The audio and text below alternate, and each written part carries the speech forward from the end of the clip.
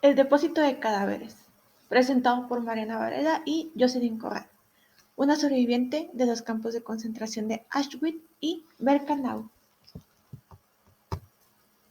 Nací en 1908. Fui un médico con nacionalidad rumania, víctima y sobreviviente del Holocausto. Les contaré un poco de mi experiencia. Vivíamos en Krug, ciudad que pertenece a Hungría.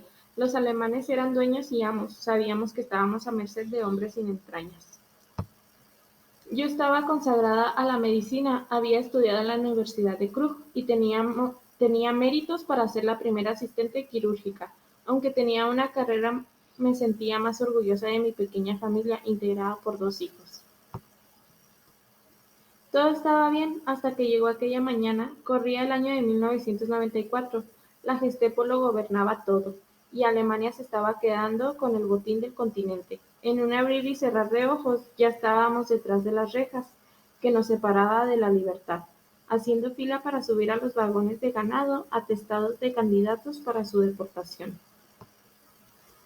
Cuando recuerdo hoy nuestra llegada al campo de concentración, recuerdo a los vagones de tren como ataúdes. Era en realidad un tren fúnebre. Esperábamos ser sacados del vagón. El comandante del campo vino a recibirnos bajo su custodia. Nos advirtió que teníamos que tener estricta disciplina y cumplir todas las órdenes sin discusión, las mujeres de un lado y los hombres en otro. Los médicos debían situarse en un grupo separado con sus maletines quirúrgicos. Aquello me parecía esperanzador.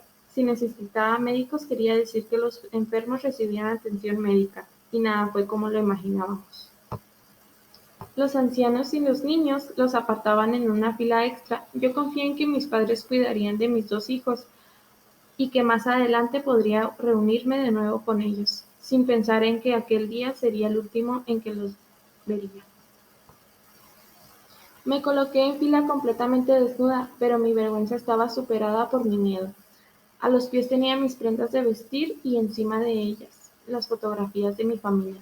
Se nos sometió a un reconocimiento a fondo, según la exactitud características de los nazis, un examen oral, rectal y vaginal. Nos quedamos sin dignidad. Unas semanas después me asignaron un trabajo en la enfermería. Mi trabajo era trasladar y limpiar cadáveres. Era un trabajo horrible ya que eran nuestras antiguas pacientes. Cuando terminábamos el trabajo teníamos que arrojar a los muertos a un montón de cadáveres putrefactos. De entre todas los horripilantes trabajos que tuve que realizar, ese fue el que me dejó recuerdos más macabros.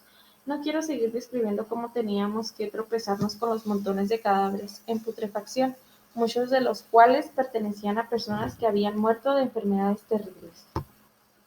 Lleven esos chases, Tuck, así llamaban a los cadáveres, y mientras nos urgían a caminar nos molían a golpes.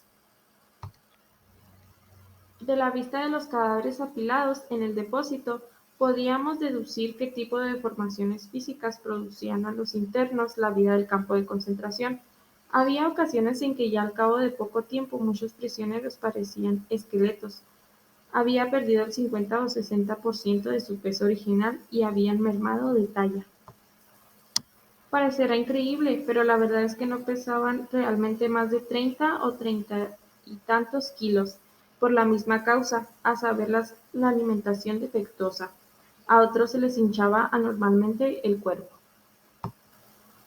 El misterioso polvo químico con los que los alemanes adobaban nuestra alimentación era probablemente una de las causas de que se nos interrumpiese la menstruación. No he logrado personalmente conseguir la prueba que necesitaba para demostrar que los alemanes diluían en nuestra comida sustancias químicas para retardar y debilitar nuestras reacciones sexuales. Pero la verdad es que tengo buenas razones para creer que los alemanes nos envenenaban con su polvo misterioso. Una vez hablé de ello con una presa que trabajaba en la cocina. Me confirmó que tenían la orden de mezclar dicha sustancia con todos los alimentos que nos daban. Era pasmoso ver cómo cambiaba en unas cuantas semanas el aspecto físico de las internas en el campo de concentración. Perdían vitalidad y sus movimientos se hacían lentos y apáticos. Andaban con los talones hacia adentro. En invierno sus músculos aductores se contraían por el frío, acentuando más aún su traza normal.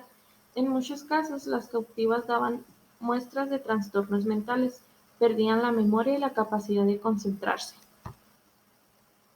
Se pasaban largas horas mirando al vacío, sin darse la menor señal de vida. Finalmente terminaban por hacerse totalmente indiferentes a su sino y se dejaban llevar a la cámara de gas, en un estado de indiferencia casi absoluta. Este agotamiento facilitaba, claro está, las cosas a los alemanes. Sin embargo, conocía a muchos internos que supieron ser fieles a su dignidad humana hasta el mismo fin. Los nazis lograron degradarlos físicamente, pero no fueron capaces de rebajarlos moralmente. Gracias a estos pocos no he perdido totalmente mi fe en la humanidad. Esta esperanza es la que me hace vivir.